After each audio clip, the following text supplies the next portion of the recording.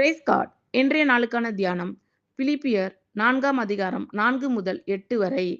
கர்த்தருக்குள் எப்பொழுதும் சந்தோஷமாய் இருங்கள், சந்தோஷமாய் இருங்கள் என்று மறுபடியும் சொல்லுகிறேன்.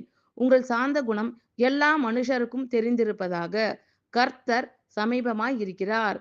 நீங்கள் ஒன்றுக்கும் கவலைப்படாமல் எல்லாவற்றையும் குறித்து உங்கள் விண்ணப்பங்களை சோஸ்திரத்தோடே கூடிய ஜெபத்தினாலும் வேண்டுதலினாலும் தேவனுக்கு தெரியப்படுத்துங்கள். அப்பொழுது எல்லா புத்திக்கும் மேலான தேவ சமாதானம் உங்கள் இருதயங்களையும் உங்கள் சிந்தைகளையும் கிறிஸ்து இயேசுவுக்குள்ளாக காத்துக்கொள்ளும்.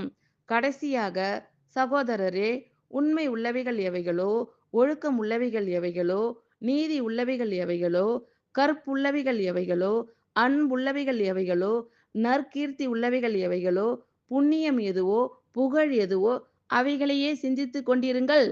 ஆமென். Thank you Lord.